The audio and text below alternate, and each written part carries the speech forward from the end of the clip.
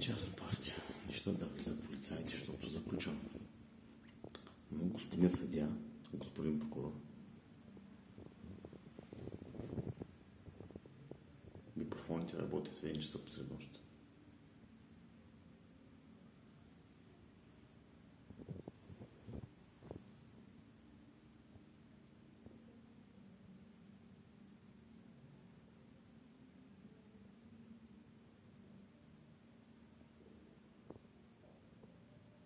Входа е част от блока.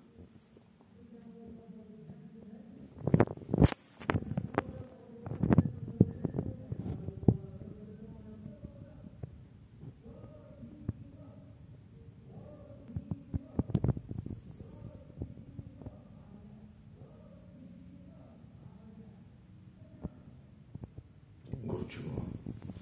За кого? За нас.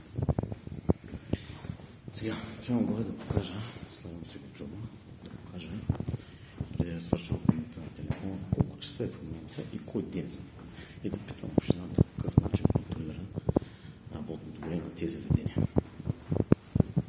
Общината си за съд. И това е европейски.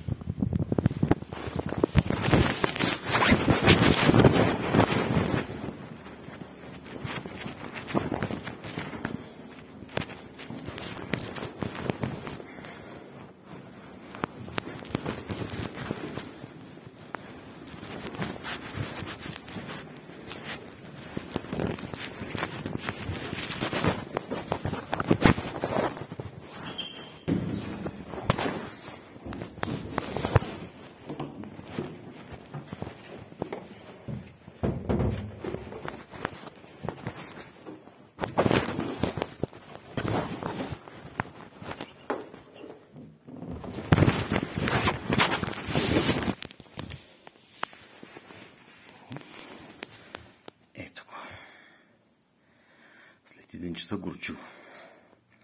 Неделя. Работното им време по правилник на наредбата е до 22 часа. Ако е удължено с 2 часа до 12. И то по изключение. На вратата им пише 23.